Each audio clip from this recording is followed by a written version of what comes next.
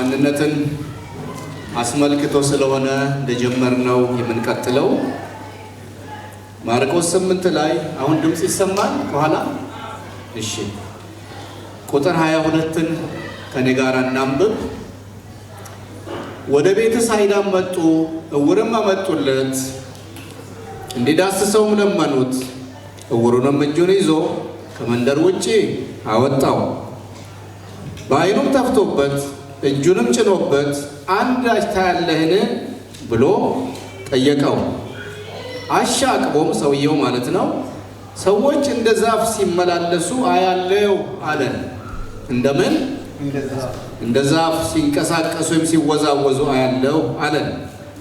ከዚህም በኋላ ደግሞ እጁን በዓይኑ ላይ ጫነበት። አጥርቶም አየ፣ ዳነም። ከሩቅም ሳይቀር ሁሉን ተመለከተ።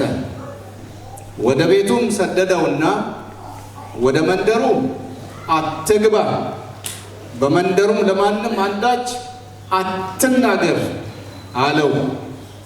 ጌታ ይባርክልን ይህን ቃል። ስለተጸለየ ይቀጥላለሁ። በጣም ግልጽ ታሪክ ነው። ጌታችን ኢየሱስ ክርስቶስ ለወንጌል ማዳረሻ ወይም በር መክፈቻ እንዲሆን በአንድ በኩል፣ በሌላ በኩል ደግሞ የታመሙ፣ የታሰሩ፣ የተቸገሩ ሰዎችም እርዳታ ስለሚያስፈልጋቸው እነሱን ለመርዳት ከፍቅሩ የተነሳ ከርኅራኄ የተነሳ ብዙ የፈውስ አገልግሎቶችን አካሂዷል። ከነዚያ መካከል አንዱ ይሄ ነው። ቤተሳይዳ በሚባል በገሊላ ባህር ዳርቻ ከሚገኙ ትንንሽ መንደሮች አንዱ በሆነው መንደር ውስጥ አንድ ዓይነ ስውር እንደ ሌሎቹ በሽተኞች ከተወለደበት ጊዜ ይሁን በሆነ ጊዜ የጀመረውም ደግሞ ምክንያቱ ይሄ ተብሎ ብዙ ዝርዝር ያልተጻፈለት ግን ዓይነ ስውር የነበረ ሰው በዚህ መንደር በዚህ ሰፈር ምን ያህል ጊዜ እንደኖረ የማይታወቅ ሰው ጌታችን መድኃኒታችን ኢየሱስ ክርስቶስ በዚያ ሰፈር እየሰበከ እያስተማረ ሲያልፍ የተመለከቱ የአካባቢው ሰዎች ቀና ልብ ያላቸው፣ መልካም መንፈስ ያላቸው፣ ድሃ ሲያልፍለት የሚወዱ፣ ችግረኛ ቀና ሲል የሚወዱ፣ ማየት የሚወዱ መልካም ሰዎች ለእኔ ምን ይሆንልኛል ምን አገኛለሁ ሳይሆን ከኔ የባሰ አለ እርዳታ የሚያስፈልገው እሱ ይቅደም የሚሉ መልካም ሰዎች፣ መልካም ነገር ሲመጣ ሌላውን የሚያስቀድሙ እነሱ ከመሽቀዳደም ይልቅ መልካም ሰዎች በዚያ መንደር ውስጥ ነበሩ፣ ተገኙ በታሪክ አጋጣሚ። እኛ ሁላችን ደግሞ እንደሱ ያድርገን። አሜን። ምን አይነት የሆነ ጥሩ ነገር በከተማ ውስጥ ተገኘ ሲባል፣ የሆነ ጥሩ ነገር ከሚዲያ ስንሰማ፣ የሆነ ጥሩ ነገር ከሆነ ቦታ መረጃ ስናገኝ ከእኔ ወንድሜ ይቅደም፣ እህቴ ትቅደም፣ እስቲ ይህን ነገር ሰምቶት ይሆን አይቶት ይሆን አውቆ ይሆን የሚል እሱ መልካም መንፈስ ይባላል። መልካም መንፈስ ያላቸው ሰዎች ተገኙ እዚህ መንደር ውስጥና እንዲዳስሰው ወደ ጌታ ኢየሱስ ክርስቶስ አመጡለት እና ለመኑት። ደግሞ ይላል ጠየቁት አይደለም ይላል፣ ለመኑት። እባክህ ፕሊዝ አሉት ነው ማለት ነው አይደለም? ለመኑት፣ አጥብቀው አጠንክረው ለመኑት። ይሄ ሰው ይለፍለት እባክህ፣ ቀን ይውጣለት እባክህ፣ ዳሰ ፈውሰ ቀና አድርገው እባክህ። እስከ ዛሬ በሰው እየተመራ ይሄዳል። ለልመና መንገድ ዳር ይቀመጣል። ፀሐይ ይመታዋል፣ ዝናብ ይመታዋል፣ አቧራ ይጠጣል። ይሄ ሰው ይነሳ ከዚህ እባክህ፣ ይለፍለት። ለወንድማችሁ ይለፍለት እስቲ አሜን። እህታችሁም ይለፍላት እስቲ አሜን። አዎ፣ ለሌላው በጎ ማሰብ፣ ሌላውን ማስቀደም የመልካም መንፈስ ማሳያ ነው። ይሄንን አደረጉ። ጌታም ቆም ማለት ፍሬኑን ያዘ፣ አላለፈም። ይሄን የህዝብ ልመና የዚህን ሰው መቸገር አይቶ አላለፈም። ቆም ማለትና ምን አደረገው?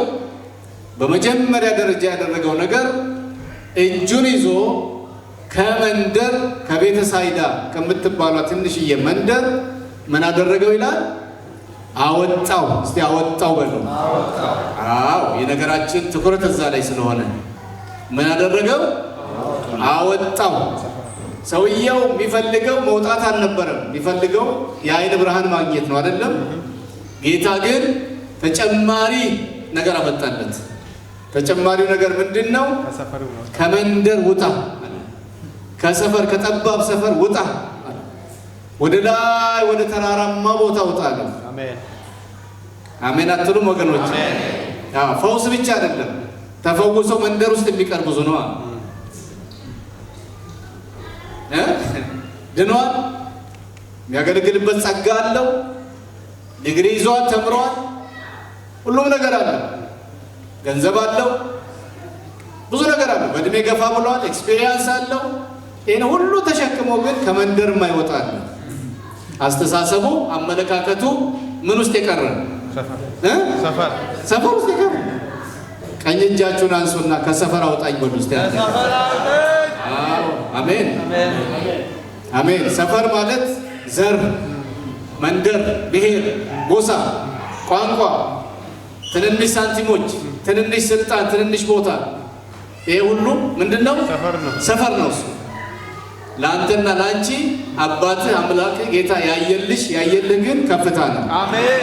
ወደ ተራራ ወደ ላይ ወጣ ብለህ አገር ምድሩን ሁሉ እንድታይ ለአብርሃም አሳየው ይላል አይደለም? ወደ ምስራቅም ምዕራብም ሰሜን ደቡብም ተመልከት ብቻ አይደለም፣ ወደ ሰማይም ተመልከት አለ። ማታ ላይ ምን አሳየው? ከዋክብትን አሳየው፣ አስቆጠረው። ሲሙር ሞክር እስቲ ያለው። ኧረ ጌታ እንዴት ይቻላል? አንተ የፈጠርከው እንዴ ዝም ብሎ በሰው እንትን ይቆጠራል እንዴ? በል እንግዲያው ዘርህ እንዲሁ አይቆጠርም ማለት። አሜን። ትበዛለህ አንድ ልጅ ሳይኖረው። እንግዲህ የማይቆጠር ዘር እሰጥሃለሁ አለው። አንድ ወዶሮ መሬት አንድ ካሬ መሬት ሳይኖረው ርስት አገር እሰጥሃለሁ፣ ኔሽን እሰጥሃለሁ አለ።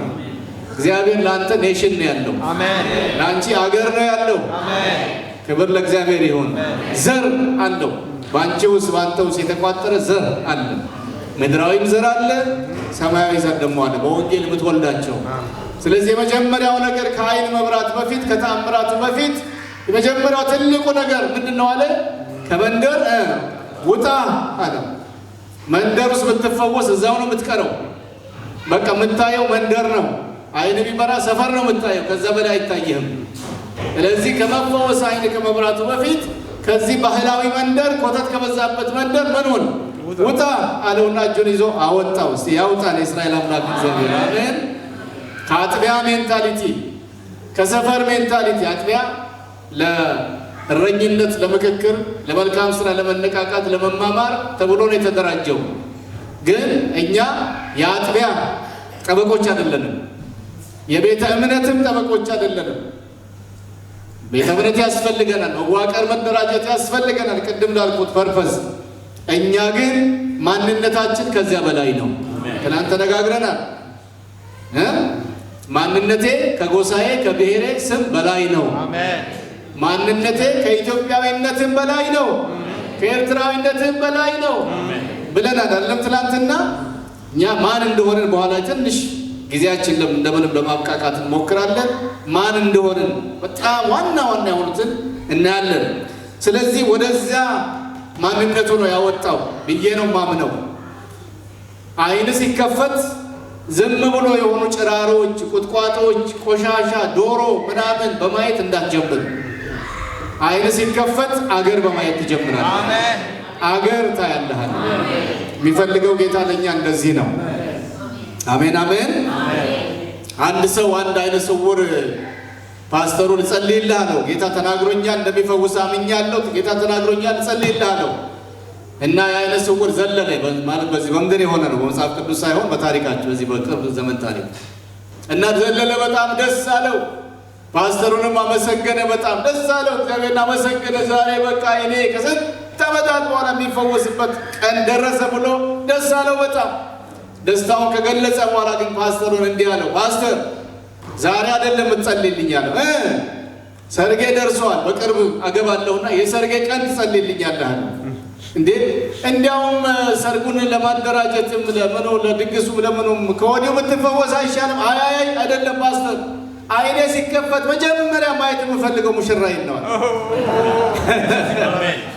አሜን። መጀመሪያ ማየት የምፈልገው ሙሽራዬን ነው፣ ሚስቴን ነው ማየት የምፈልገው።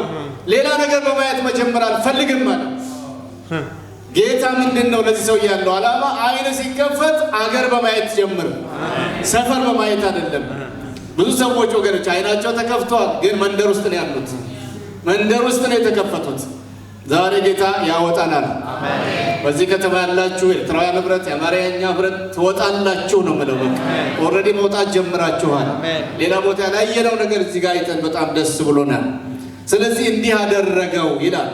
ከዚያ በኋላ ዳሰሰው አንድ ጊዜና እህሳ ሲለው በቃ በጣም በሰከነ በጣም በተረጋጋ ስሜት ተመልከቱ። እንግዲህ አይቶ የማያውቀውን ነገር ነው። ጭላንጭልም እንኳን ቢያይ እኛ በቃ እዚህ ወንበሩን እንሰባብረዋለን፣ በቃ እንደው ግቢውን ቀውጤ ነው የምናደርገው። ሰውየው ግን በጣም በሳል ነው። ጥሪውን አውቋል። የሚደርስበትን ዴስቲኒ በደንብ ገብቶታልና በተረጋጋ ስሜት ምን አለ?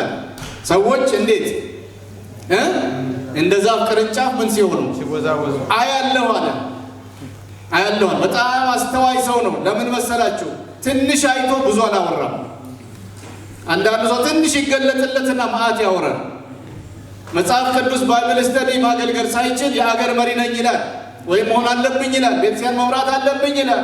ያየው ትንሽ ነው፣ የሚያወራው ብዙ ነው። ባየነው ልክ እናውራ። አሜን አትሉም ወገኖች? ከዚህ በኋላ የምናወራው በምን ልክ? ባየነው በተገለጠልን። ታማኝ ስንሆን መገለጡ እየጨመረ ይሄዳል። እይታው እየበዛ እየሰፋ ይሄዳል። ግን ያየነውን ነው መናገር እና በሀገራችን አሁን የቤተክርስቲያን ግንጥልጥል ያደረጉ በነቢያት ስም በሐዋርያት ስም ግንጥልጥል ያደረጉ ሁሉ የሆነ በቆርቆሮ በጠማማ ቆርቆሮ የተመታች የሆነ ዛሬ ጋባረጉና ኢንተርናሽናል ይሉታል። ምን አለበት በልኩ ቢናገሩ፣ በልኩ ቢናገሩ ኢንተርናሽናል ይደረስበታል።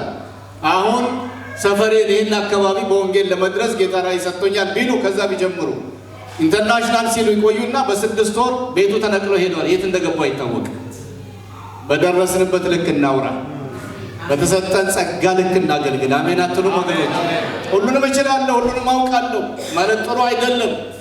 ጥሩ አይደለም። ክሪቲሳይዝ ማድረግ፣ መተቸት፣ መሪዎችን መንቀፍ፣ ፑልፒት መድረክ ላይ የሚወጡትን መተቸት፣ ሁሉንም ነገር ነቅፈን አንችልም። በታየን በተገለጠልን ልክ አይናችን በበራ ልክ እናውራ። ለዚያ ታማኝ ስንሆን መገለጡ ይጨምራል። አሜን። በብዙ በጥቂት የታመነ በብዙ ይሾማል። እና እንደ ዛፍ አለ ጌታ። በጣም በቃ ገባው፣ በጣም ወደደው። ታማኝ ነህ፣ አላባዛህም፣ አልጨማመርክም፣ አልቀመምክም፣ ጨውና ቅመም አልጨመርክበትም። የታየውን የተናገርከው አይደለም። ግን ደግሞ በቂ አይደለም። ያገኘው መገለጥ ያገኘው ብርሃን በቂ ስላልሆነ ፍጹም አደርግሃለሁ አለው። ሁለተኛ ዞር ዳሰሰው ይላል።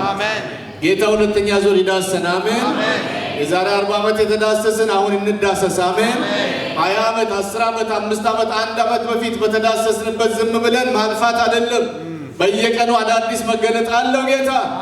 ባነበብነው ቁጥር መገለጥ አለ፣ ድምፅ አለ፣ ብርሃን አለ፣ መረዳት፣ እውቀት፣ ጥበብ ይመጣል። ስለዚህ እያደግን እንሄድ። አሜን። ግን ባገኘነው ባየነው ያህል ስንታመን እየጨመረ ይሄዳል፣ እያደገ ይሄዳል። የጻድቃን መንገድ ድንጋት ብርሃን ነው፣ ሙሉ ቀን እስኪሆን እየተጨመረ ይበራል ተብሎ እንደተጻፈ። ሁለተኛ ዙር ዳሰሰውና አሁንሳ ሲለው አሁንማ የኔ ጌታ በሩቅ ያለው አለ። ሃሌሉያ። ሰውን ከዛፍ ለይቼ ግራጁዋሊ ሊያሳድገው ስለፈለገ እንጂ ጌታ አንድ ጊዜ መፈወስ አንድ ማብራት አቅቶት አይደለም። ግን ግራጁዋሊ በመጀመሪያው ዙር ምን ያህል ይታመናል፣ ምን ያህል ያመሰግናል፣ ምን ያህል ያየውን ያህል ፌስፉሊ ያየውን ያህል ይናገራል የሚለውን ለመፈተን ሊሆን ይችላል። ሁለተኛ ዙር ሲዳስሰው ግን ሙሉ ብርሃኑን አገኘ። በሩቅ ያለውን ሁሉ ተመለከተ። መጨረሻ ቁጥር 26 ላይ ምን አለው? አደራህን አለው። አደራህን ምን እንዳትሆን ወደዚያ መንደር አትግባ። ተመልሰህ እህቶቼና ወንድሞቼ ወደ መንደር አትመለሱ። አንመለስ። አሜን። ኦልሬዲ ከመንደር አውጥቶናል። አሜን አትሉም ወገኖች? ከድቅድቅ ጨለማ አውጥቶናል። ከዘር ከቋንቋ ከሰፈር ፖለቲካ አውጥቶናል። የሱ አድርጎናል። ትልቅ ህዝብ አድርጎናል። አክብሮናል። በራሱ ልክ አሳድጎናል። ተመልሰን አንውረድ፣ አንግባ ወደ መንደሩ። ትምህርቱ ይሄ ነው። አንግባ ወደ መንደሩ። እግዚአብሔር አምላክ የተባረከ ይሁን። አሁን በየአካባቢ የምናየው የክርስትናችን አንድ አሳዛኝና አሳፋሪ ጎን ሰው ከአደባባይ ከተራራ ወደ መንደር ወርዷል። መከፋፈል፣ መበጣጠስ፣ መቦጫጨቅ፣ በትንሽ በትልቅ መተማማት፣ መገፋፋት ውስጥ ገብቷል። ከዚህ የተነሳ የክርስቶስ አካል ህመም ላይ ነች። ክርስቶስ በአካሉ እየታመመ ነው። ስለዚህ በዚህ በኮቨንተሪ አካባቢና አካባቢ ያላችሁ ቅዱሳን ወንድሞቼ እህቶቼ የመጨረሻ ምሽት የዛሬ ምሽት የመንፈስ ቅዱስ ምክር ከመንደር ውጡ፣ ወደ መንደር አትግቡ። ከመንደር ውጡ፣ ወደ መንደር አትግቡ። እሺ በሏ ታዲያ። እሺ ወጣለሁ፣ ተመልሼ አልገባም። ከዚህ በኋላ የመንደር ወሬ አላወራም። ስለ ወንበር፣ ስለ ስልጣን፣ ስለ ምናምን፣ ስለ ጥቅማ ጥቅም፣ ስለሆነች ነገር ጉብኝት አልተደረገልኝም፣ ታምሜ ሰው አልደረሰልኝም፣ አዝኜ ሰው አልመጣም አላጽናናኝም፣ ምናምን አልሆነልኝም፣ አልተደረገል አልልም። ከዚህ በኋላ አሁን እኔ ከመንደር ወጥቻለሁ። ይሄ የመንደር ወሬ ነው። ይሄ መንደርተኛ ወሬ ነው። ከሰፈር ያልወጣ ሰው እይታ ነው ይሄ። እኔ ግን እግዚአብሔር አውጥቶኛል። መጽናናትን ከሌሎች አይደለም አሁን እየሄድኩ አጽናናለሁ። ጉብኝትን አይደለም እጠብቀው እየሄድኩ ጉበኛለሁ። አልተሰጠኝም አይደለም እኔ እሰጣለሁ። አልተገለገልኩም አይደለም አገለግላለሁ። አሜን ወገኖቼ። ከዚህ በኋላ እይታዬ ከፍ ያለ ነው፣ ሰፋ ያለ ነው፣ ትልቅ ነው። እግዚአብሔር ባተለቀኝ ልክ ሞልቼ እኖራለሁ። አሜን እንላለን ወገኖች። አሜን። እስቲ በደንብ ወገኖች አሜን ይሁንልን ወገኖች። ንስር የንስር እንቁላል አንድ ጊዜ በሆነ ስህተት ከዶሮ እንቁላል ጋር ተገኘ ይባላል። እንዴት እንደተቀላቀለ አይታወቅም። እምዬ ዶሮ ታቅፋ ፈለፈለችው እና ከዶሮ ጫጩቶች ጋር የንስር ጫጩት እንግዲህ ይታያችሁ። ንስር እዚህ ጋር ነው ቁመቱ፣ ዶሮዬ ደግሞ ትንጥዬ ናት እና እዛ ተቀላቅሎ በቃ ጫጩቶቹ ሲወጡ ወደ ጓሮ ትላትል ፍለጋ ሲወጡ አብሮ በቃ ተከትሎ ቁመቱን ያዩታል። ይሄ ሰውዬ ከየት ሀገር የመጣ ነው ይላሉ፣ ይጠይቃሉ፣ ይጨነቃሉ፣ ይወያያሉ። መልስ የለም። እሱም ደግሞ እነዚያ ትንንጥዬዎች ወደ ታች እያየ እነዚህ ነገሮች እኔን አይመስሉም፣ ምንድነው አምጥቶ የቀላቀለኝ ይላል። ግን ጥያቄው አልተመለሰም። እየከነከናቸው ንስሩ አርጅቶ ሞተ። ሳይለወጥ ነገሩ ሳይለወጥ ትላትል እየበላ ከውጭ ከጓሮ ወደ ቤት ሲገቡ ደግሞ ጥራጥሬ ነው የሚበሉት ዶሮች እንደምታውቁት አይደለም ወይ? ከዛ መተኛቸው ሴት ነው ቆጥ ትንሽ የ2 ሜትር ከፍታ ያላት እና አቶ ንስር ክንፉ ቢዘረጋ ወደ 1 ሜትር ተኩል ነው ታውቃላችሁ። ንስር ትልቁ ንስር ይሄን የሚያህል ክንፍ ጥፍጥፍ አድርጎ ተሸክሞ የሚወጣው ግን 2 ሜትር ብቻ ነው። ዓለሙን ሳያይ ደስታውን ሳያይ በአየር ላይ መንሳፈፉን ሳይለምደው አርጅቶ ሞተ። የሱ ዘመዶችስ እነ ንስር የት ነው ያሉት? 20 ኪሎ ሜትር ድረስ ይወጣሉ። በዚህ ከባቢ አየርን አልፎ ሄደው የምድር ስበት ወደ ሌለበት ከፍታ ድረስ ሁሉ የመሄድ አቅም አላቸው። ወደዛ ከወጡ በኋላ ክንፋቸው ማራገብ እንኳን አይፈልጉም፣ አያስፈልጋቸውም። ኢነርጂ ማቃጠል ነው። ለምን ያላችሁ እንደሆነ እንትን የለም፣ ግራቪቲ የለም። እዛ ድረስ ይሄዳሉ። ንስር ከኮንቲኔንት ይሄዳል። ፓስፖርት አያስፈልገውም፣ ቪዛ አያስመታም፣ የሚጠይቀው የለም። ከአንድ ኮንቲኔንት ተነስቶ ውቅያኖስ አቋርጦ የሚሄድ ትልቅ እድለኛ ነው። እቺ በዶሮ መካከል የተፈለፈለችው ንስር ይሄን ሁሉ ዓለም ሳታይ አታሳዝንም? ወይ በእናታችሁ በጣም ነው የምታሳዝኑት። ምን ነው በትንሹ ነው እንዴ ታሳዝና የምትሉት? ታሳዝናለች በጣም ዶሮ። ንስር ይሄ ብቻ አይደለም። የንስር ባህሪ ብታዩ ደግሞ ብሩንዶ ነው የሚበላው፣ ትኩስ ስጋ። አበሻ ታውቃላችሁ ይወድ የለም። ንስር እንደሱ ነው የሚወደው። ትላትል አይበላም፣ የበከተ አይበላም፣ የሞተ ምናምን መንገድ ላይ አህያ የሆነ እንስሳ የሞተ ሌሎች ናቸው የሚበሉት። እሱ አይበላም፣ አይነካም፣ በሰፈሩም አያልፍም። እሱ አድኖ ነው የሚበላው። ትኩስ አሳ ከባህር ውስጥ አውጥቶ ይበላል። ያ ብቻ አይደለም። ትልልቅ የበረሃ ፍየሎች የሚባሉ እነዚህ ምን ጎት ነው የሚባሉት? ማውንቴን ጎት የሚባለው ነው አይደል? እነሱ ምን ከሱ ክብደት 20 ጊዜ 30 ጊዜ ጥፍ ክብደት ያላቸውን ከዛ ከገደል ውስጥ በእንትኑ በጥፍሩ ይዞ እስከ አየር ድረስ ይወጣል። አይገርማችሁ? ንስር ጉልበቱ ራሱ የጡንቻ ጥንካሬ በጣም ነው የሚያስደንቀው። ከዛስ በኋላ ቢላዋ ስለሌለው የሚያደርገው ምንድነው? ወደ ላይ ከፍታ ያወጣና ይለቃቸዋል። ያ እንስሳ ሄዶ ከድንጋይ ከተራራ ከመሬት ከእንጨት ከድንበራ ጋር ይፈተፈታል። ስፓይናል ኮርዱ ይሰበራል። አንገቱ ይቆለመማል። ካልሞተ ሄዶ እንደገና አንስቶ ይጥለዋል። ከዚያ በኋላ በትኩሱ በቃ ላጥ ያደርግና ደግሞ ለልጆቹ ለጫጭቶቹ ደግሞ የሆነ ያልተሸክሞ ይሄዳል። የሚገርም እንስሳ ነው። ትኩስ ነው የሚበላው። ይህቺ መንደር ውስጥ የተፈለፈለችው የንስር ጫጩት ግን ትላትል እንደበላች ከጥራጥሬ ሳታልፍ አታሳዝንም? ታሳዝናለች በጣም አይደለም? አይኑ ቢከፈት ዘመዶቹ የት ዓለም እንዳሉ ቢያውቅ ይህና የእናንተን አይን መንፈስ ቅዱስ ይክፈተው። የታሰበልን ከፍታ ብናቀው በእግዚአብሔር አይን የታየንበት ማንነት ቢገባን አንጣላም፣ አንከፋፈልም፣ አንቆራረጥም። የጎደለብኝ ያነሰኝ ጸሎት ያልተመለሰም ተቸግሬያለሁ ምንትሴ ያዙኝ ልቀቁኝ አንልም። በጌታ በመሆናችን ደስ ይለናል። አሜን። እግዚአብሔር ልጆች በመሆናችን ኮራ እንላለን። ደስ ይለናል። ምንም እንኳን በለስ ባያፈራ በወይን አረግ ፍሬ ባይገኝ እርሾች መብል ባይሰጡ እኔ በጌታ ምን ይለኛል? ደስ ይለኛል። በመድኃኒቴ አምላክ ሐሴት አደርጋለሁ። ጌታ እግዚአብሔር ኃይሌ ነው። አሜን። እግሮቼን እንደ ዋላ እግሮቼ ያደርጋል፣ በከፍታዎች ያስኬደኛል። እኔ አድራሻዬ ከፍታ ነው። አድራሻዬ ተራራ ነው እንል ነበረ። ቢገባን አይናችን ቢከፈት ይሄ ነው የታሰበልን ወገኖቼ፣ ይሄ ነው የታሰበልን። ሰውየውን ውጣ ከመንደር አለው፣ አወጣው፣ አይኑን ፈወሰው፣ ከፈተለት። ተመልሰ አትግባ፣ ወደ መንደር አትግባ። አምናለሁ ትላንትናና ዛሬ ባሳለፍነው ጊዜ የሆነ ብርሃን መጥቶልናል። አልመጣልንም? ስለዚህ ወደ መንደር አንመለስም። ወደ ሽኩቻ፣ ወደ ነገር ፍለጋ፣ ወደ ኩርፊያ፣ ወደ ምናምን፣ ወደ መካሰስ፣ ወደ መወዳጀት፣ ወደ ሆነ ነገር እንመለሳለን? እንመለሳለን ወይ? አንመለስም። ወደ ማጉረምረም፣ ወደ ሆነ ነገር አንመለስም። ከዚህ በኋላ እኛ ትልቅ ሕዝብ ነን፣ የከበርን ሕዝብ ነን። እግዚአብሔር አምላካችን አተልቆናል። የጠራን ያዳነን አባታችን ትልቅ ስለሆነ ልጆቹ ትንንሽ ልንሆን አንችልም። ትልቅ አምላክ ትልቅ ልጆች ነው ያሉት። ትልቅ አባት ትልቅ ልጆች ነው የሚወልደው። የሀገር መሪ ልጅ የሆነ ሰፈር ሄዶ ከረምቦላ ቤት አታገኙትም። የሆነ የማይረባ ሰፈር ቆሻሻ ውስጥ አታገኙትም። በሄሊኮፕተር ነው የሚሄደው፣ በሊመዚን ነው የሚሄደው። እድሜ ለአባቱ አይደለ እንዴ? እኔና እናንተ ይሄው እግዚአብሔር ሰማይ ምድር የፈጠረ አምላክ ልጆች ሆነን ትንንሽ ነገር እንዴት ያምረናል! አይምሮአችን፣ ልባችን፣ ሀሳባችን፣ አይኖቻችን፣ ራእያችን ሁሉ መተለቅ አለበት። ማንነታችን ይሄ ነው ወደላችሁ ነው። ማንነታችን ይሄ ነው። እኛ ትልቅ ነን፣ በጣም ትልቅ ነን።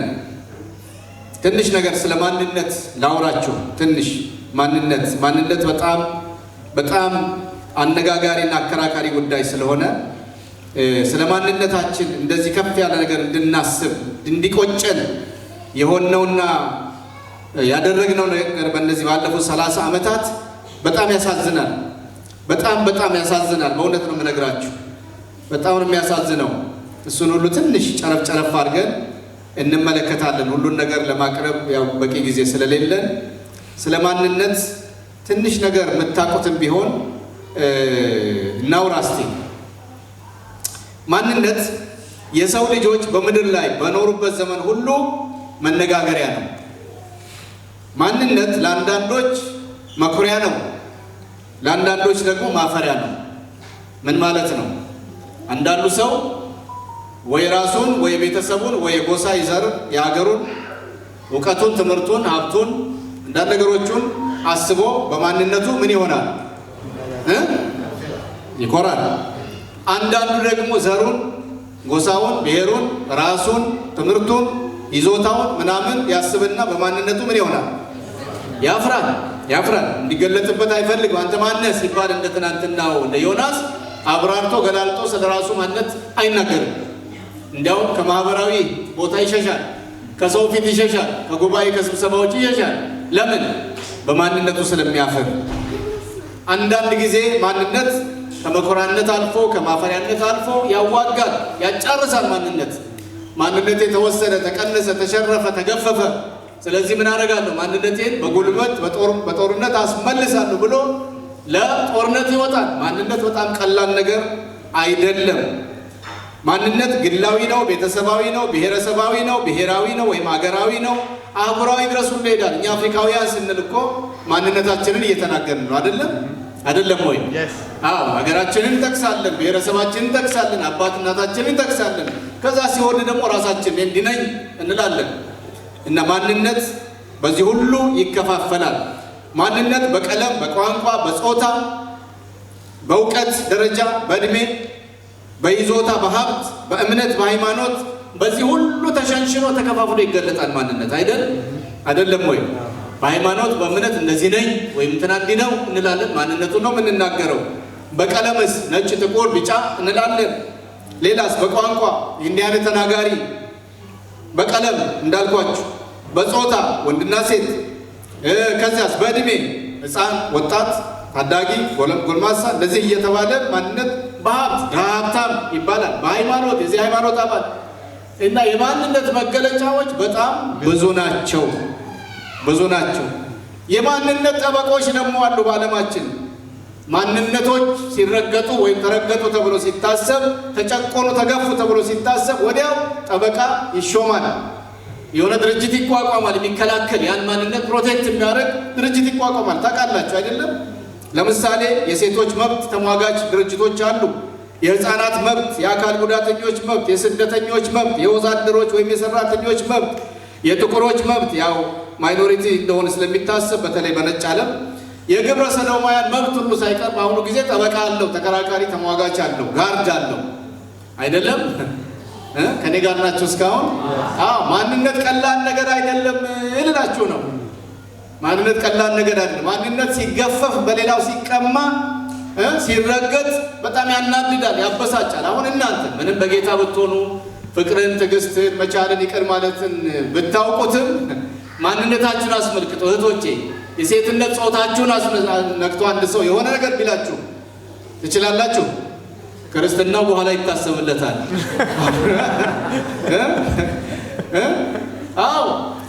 ሌላም ነገር እናነሳ እንችላል። መልካችንን ወይ ጥቁረታችንን ወይ ጠይምነታችን፣ ቁመታችንን። አሁን እኔ አጭር ሲሉኝ የሆነ ነገር ይሰማኛል። አይዟችሁ፣ ምንም አይሰማኛል። የሆነ ነገራችን ሰው አይቶ እንዲህ ቢለን በሌላ ነገር ቢለን በድንጋይ ቢመታን ይሻለናል። ማንነትን አስመልክቶ የሚመጣ ፈተና ማንም ሰው አይቋቋሙ። በጣም ከባድ ነው አይደል? በጣም ከባድ ነው። በፖለቲካው ዓለም ከሄድን ደግሞ እንዳልኳችሁ ነው፣ ያዋጋል። ይኸው አሁን ኢትዮጵያ ውስጥ ያለው ውጊያ፣ ጦርነት ምንድን ነው? መሰረቱ ምንድን ነው? ማንነትን የተመረኮዘ ነው። ያጫርሳል፣ ትውልድ ይጨርሳል። በመቶ ሺህ የሚሆን ወጣት ሀብት ንብረት፣ የሀገር ሀብት በሌላት ሀብት ያለውን ማሟጣ ይጨርሳል። ምንድን ነው ጉዳዩ?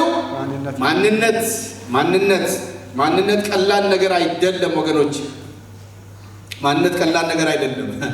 ማንነት ይወሰዳል፣ ማንነት ይማረካል፣ ይዘረፋል፣ ይገፈፋል፣ ይሰረቃል። ማንነት ታውቃላችሁ፣ በተለይ በዚህ በሰለጠነ ዓለም ታውቃላችሁ። አይደንቲቲ ቴፍት የሚባል ነገር የለም። እንደዚህ አለ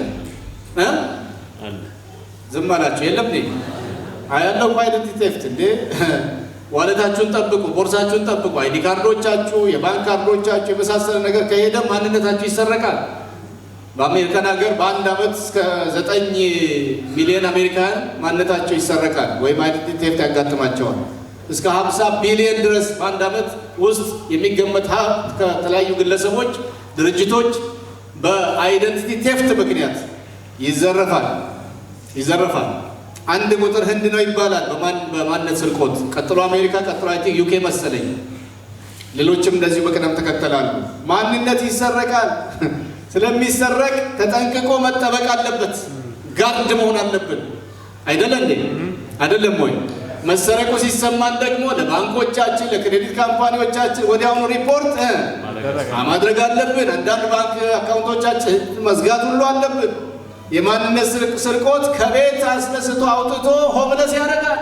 መንገድ ጎዳና ያስጥላል፣ ለማኝ ያደርጋል፣ ሌባ ያደርጋል። ትናንትና አንቱ የነበረው ሰውዬ ዛሬ